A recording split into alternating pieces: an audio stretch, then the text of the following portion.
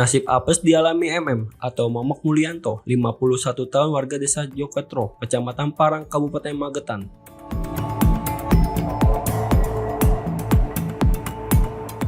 Ia harus berurusan dengan Satreskrim Polres Magetan setelah membuat laporan palsu di Mapolres Magetan pada Rabu pagi.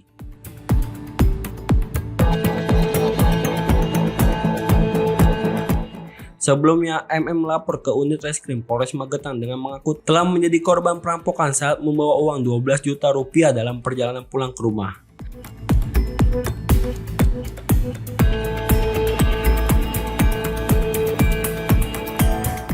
Dalam laporannya, MM mengaku ditendang oleh kawanan perampok yang berboncengan menggunakan sepeda motor hingga dirinya terjatuh.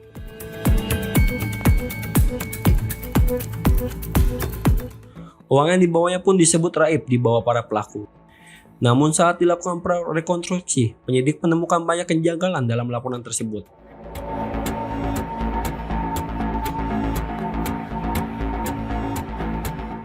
Penyelidikan dan pengembangan lebih lanjut pun membuktikan bahwa laporan MM tidak sesuai fakta.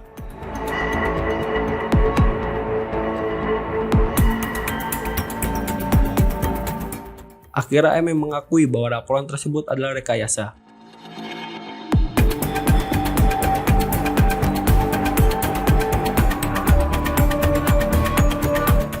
Ia berdalih melakukan itu agar terbebas dari amukan sang istri karena uang belasan juta rupiah untuk keselamatan mertuanya sudah dihabiskan.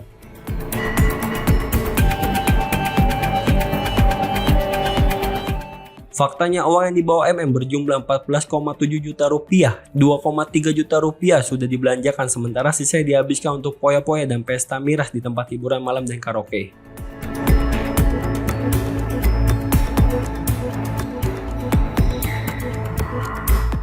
Total uang itu kan 14.700.000 yang dapat pinjaman untuk selamatan mertua. Terus yang sudah diberikan sama mertua berapa? 2.300.000. Sisanya yang 12.400.000 kemana? Buat senang-senang. Buat senang-senang. Ya. Minum-minuman keras. Ya. Di mana? Di room. Di room. Room mana? Magetan. Di rumah Magetan. Terus alasannya kenapa membuat laporan dugaan tindak pidana pencurian dengan kekerasan? Karena uangnya habis. Terus membuat alasan mengalami dugaan tindak pidana pencurian dengan kekerasan seperti itu. Faktanya tidak pernah terjadi pencurian dengan kekerasan. Ya. Kok bisa membuat cerita dibuntuti 2 orang mengendarai sepeda motor RX King, terus ditendang dari belakang. Sementara itu, Kasat Reskrim Polres Magetan AKP Joko Santoso Kamis pagi menjelaskan bahwa kecurigaan awal petugas muncul dari ketidaksesuaian antara laporan dan hasil prarekonstruksi.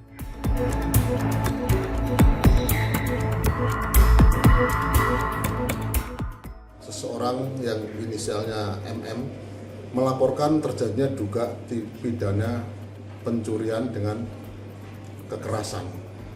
Nah, dari hasil prarekonstruksi ini kita menemukan kejanggalan, kemudian kita fokuskan, kita lakukan pemeriksaan, ternyata yang bersangkutan mengaku laporannya tidak benar.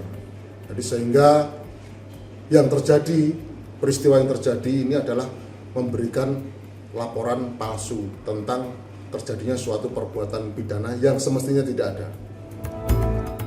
Dan motifnya dari pelaku ini, dia ingin mengaburkan uang dari tempat dia bekerja, digunakan untuk kepentingan pribadi, seolah-olah itu hilang. Nilainya berapa? Nilainya kurang lebih 14.700.000 sekian. Dengan alasan digunakan untuk kepentingan selamatan orang tuanya, kemudian sisanya hasil pemeriksaan digunakan untuk foya-foya.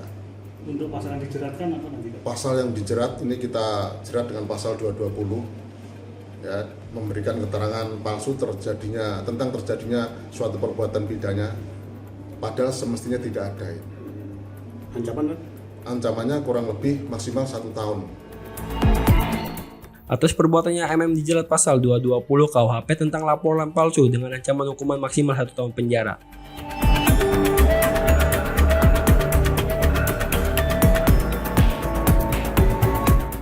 Polisi mengimbau masyarakat untuk tidak membuat laporan palsu karena ada konsekuensi hukuman yang bisa merugikan diri sendiri.